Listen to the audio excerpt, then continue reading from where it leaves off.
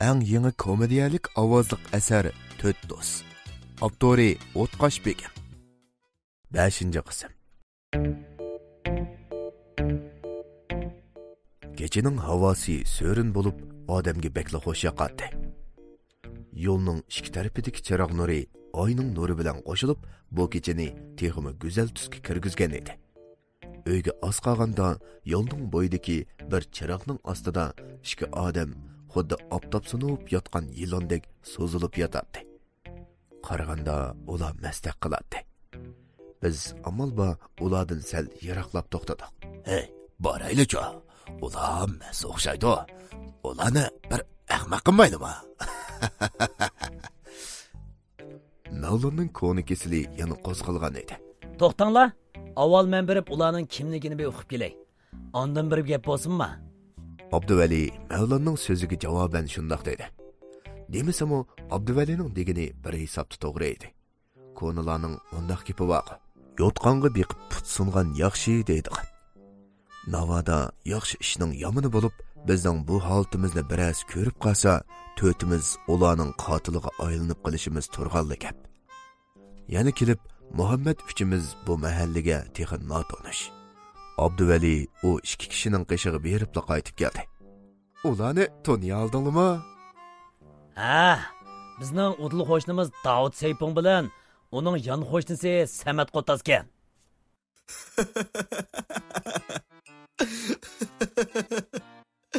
Samat Qotaz. Gapini deb turishimga Muhammad gapimning belig'i tepdi. Rost gap qilsam, menmi tosda qoldim, kulib ketgili. Kulkamni besib sal jimaqdim. Ular jiq deganda 35 yoki 45 yoshlar atrofida edi. Abduvalining deganidek yo'lning bo'yida yotqani Qotazdekla ustiqonliq, yo'g'on edi. Uning beqinida yotqani bo'lsa, sho'rab tashlavatgan sho'xladek uruq, vejik edi. Oy, keldi.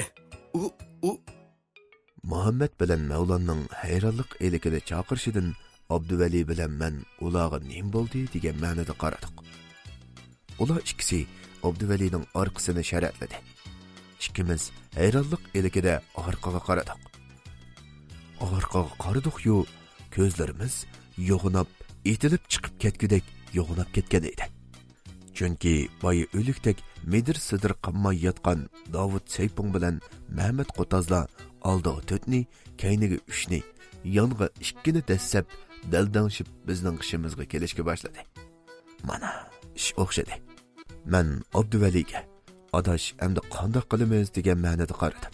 Abduvali ularning oldiga gap qilg'achmadi. Ha, Davudga, Samatga yaxshi to'lima? Kimavi sen? Men o'tli qo'shningiz Abduvali. Endi to'nadim. Ha, kilafkan bir usul oynayli. Ha, kila. İki tağı arasında çimenle gül. Boyunu körüp kaldım muvayda dey. Ha, kilafkan. O ikisi shundoq deganicha usulga tushib ketdi. Buni ko'rgan Mavlon. Mana, endi o'yinning qiziq chiqadigan bo'ldi. U shundoq deganicha telefonda naqshidan birini qo'yibla ularning qishig'i keldi va Davud Seypon bilan Samat Qotazni hali qanmaganga qadar usulga selivatdi.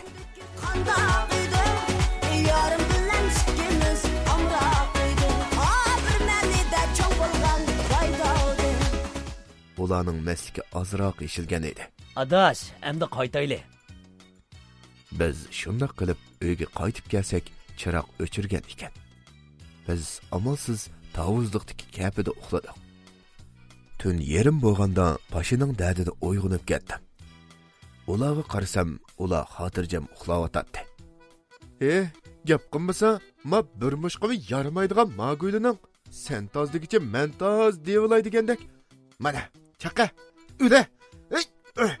Mana, Men shundoq degach poshi bilan jang qilyapsam, siritdan birining oyoq tevishi kapining atrofida olinishga boshladi. Poshi bilan bo'layotgan jangni to'xtatdi. bütün diqqatim bilan o oyoq tevishini zan silib anglashga boshladi. O oyoq tevishi bara kapining qishig'i yiqilishib kelishga boshladi. Men ishning chatoqligini sezib, yolg'on uxlab qiyofatga kirib oldim. Ey Osman! Ey Osman! Osman! Kela, chaqqan bo'ldayman. Ha? Nim bo'ldi? Fursat keldi. Adash Osman. Nim fursat keldi? Ey kalva! Voyjon! Meni nima ko'rsa? Manda demamsa. Balli, endi kallang şey desin. Bo'la, tez bo'l. Ular uyg'onib bizni bayqab qolgacha, bu tavzani qapsilab, tizdan bu yana ketib olaylik. Ha, ma'qul. Ular shundoq dedi. Ularning tavuz o'g'irlig'i kagini aniq edi. Men Abduvali va boshqa do'stlarimga qaradim. Ular hech yuz bermagandekla xo'rakni xuddi bekog'i bergandek bo'lishiga tortib, devi kabi uxlab qaytib ketgan edi. Ularning yuziga birni urib, ularni uyg'otdim. Ey odash, Abduvali, chatoq bo'ldi. Voy, nima ish bo'ldi? Tavuzlarni o'g'ri oldi. Ha? O'g'ri oldi? Ular kayib ko'zlarini ochmay shundoq deyishdi. Hey, bo'shroq, anlala. Ey Osman, tez bo'l. Voy, bo'lyapman-ku. Yomonjiq gap qildi ekansan, olim. Sen bu yerda sen bilan changoniydigan vaqtim yo'q mening. Tez bo'l. Ular uyg'onib qolsa, ili sen ablagam to'lg'anan foydasi yo'q. Ular bayqab qilishdan burun bu yerdan tez ketib olaylik. Tez bo'l. Ha, ma'qul. Abduvali ularning gapini anglab, moshlari tugilib ketdi. Ma'aram to'shlarni? Endi senlarni tavuz o'g'risi qandoq bo'lganligini hozirlik ko'rsatib qo'ymoqchi baba. To'g'ri deding, adash. Yura, ularga o'zimizda bir ko'rsatib qo'yaylik. Yura, adash, ashta qilaylik. Biz ovoz chiqarmay asta dastlab sirtqa chiqdik. Ular hadab uchoqliq toksikletga qoptik tavuzlarni besiyotgan edi. Biz yerda yotdik va ustimizga pelaklarni otib, chonmig'idab qildik. Orqadan biz ishni do'radik. Voy, Osman tez bo'l. Yura. Hey, tavuzlar. Asta. Ey olim to'xta. Sana can muyummu yoki tavuzlar muyummu? To'xtab tur deyma, to'xtab tur. Mening kichik tartib qistab ketdi. Voy onam ey. Hey. Men oldirayman mang'ilay. Eshkim oldiraydi yotqil degandek. Kichik bolda qilg'in asilam. Tez bo'la. Bu musiqi iyi bismillah qamay qoladi. Biz to'xtab, ularga qarab kulib ketdik. Heliq olim to'xa degini hamda turib ishtinning oldini etay deyishiga biz yana ishni do'radik. Apa! Voyjon! Asta. Nimana qalampay nimasan? Qopa. İşini tez etken. Olim to'xa ishtinning oldini atmayla oldiga dumilab yiqildi. Biz kulib bo'lanmay yerni o'rdik. Ular hashpash degicha bizdan yiroqlashdi. Biz o'rnimizdan turib qong'ich keldik. At sahardla qolgan tavuzlarni qo'ldan chiqarib etdik va tushlar bilan eshik oldida paranglashib o'ltirdik. Tuyuqsiz mundaq gapni anglab qoldik. Hey, Osman, oqshom ajab nasbosdi. Voy, shuni bir degina. Ilimi yaxshi ular bayqab qolmadi. Agar bayqilib qolgan bo'lsak, hey. Bu dal oqshom tavuz o'g'irlagan. Biz yurkini elvatgan olim to'xi bilan Osman shu edi. Biz qistab kelgan kulkimizni bosanmay kulishib tashladik. Ular bizning tuyuqsiz kulib ketganimizdan sal qo'rqib ketgan edi. Ular tez qadam bilan mengib ketishdi. Kechqurun biz Abduvalining yon qo'shnisining beg'iga omut yeyish uchun avaylab boqib kirdik. Men va Abduvali omut oladigan. Muhammad bilan Mavlon kuzatchilikda turdigan bo'lib, hammamiz o'z ishimizni boshladik. Sarat ancha qorong'u emas edi. Bir xalta omutni elib bo'lganda, bog' ichidan bir itning qolgan ovozi bizga yaqinlashqa boshladi. Boy kirganda u o'lmay qolgan it bodaq qilmagan edi. Biz itning ovozini anglab turishimizga Abduvali dastlab turgan shoh qarasida qilib Abduvali yerga vaqirgan peti omut darxining ostidagi eriqqa domalab tushdi. Mənmi yiqilib ketishdən avaylab asta o'rnimdan turdim. Putum g'al-g'al titrab ketib boradi. Uduldagi bir shoqqa hamda shundoq dassay deb turishimga u shoqmi sunib, menmi Abduvalining ustiga tushdim.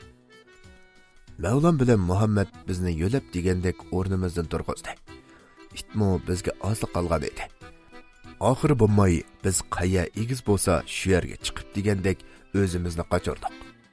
Biz to'timiz bog'ning to't bulung'ida turdik. U itmo ha, endi qechya degan ma'noda bizga qaradi. Biz oshundoq 5 minutdek turdik. Put-qo'llarimiz o'yishib ketgan edi. Oxiri biz amaldan birini topdik. Abduvali ishning diqqatini tortadigan.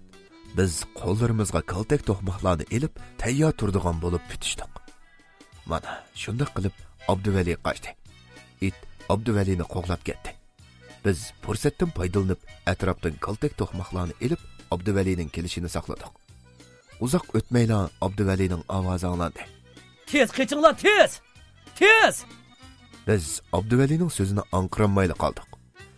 Dal shu chaqda Abduvalini yo'g'on 3 dona ishit qo'g'lab kelyotdi.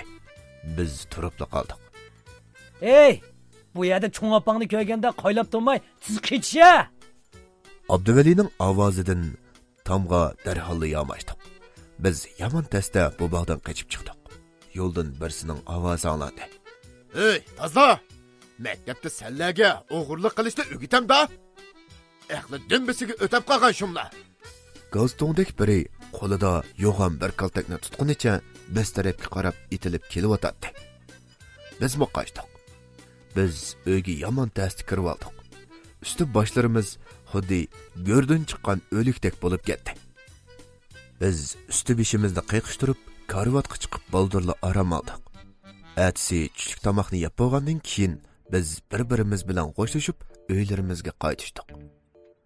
Uyga kelsam, uyda odam yo'q. Yomon tasda tomdan yomishib uyga kirdim. Qarasam, hovlining ichi o'ngtay-to'ngtay bo'lib, sundigan narsa sunib, vayron bo'lib ketgan ekan. Endi mangay deb turishimga chelakning ichidan yo'g'on bir qora mushuk texi o'lmagan chashqonni tishlagan peti chiqdi. Dal shu chog'da eshik ochilib, opam ikki qo'lida liq narsa ko'targuncha kirib keldi. Va hovlining ichini ko'rib, yana qaynab ketdi. Voy anam-ay, neymiş bu endi? Ha? Opa, qarasam uyda odam yo'q. Shuning bilan tomdan otilib kirsam, o'ylining ichi mushundoq vayronkan. Keyin mamushuk chashqonni tishlagan peti chiqdi. Keyin men kirdim.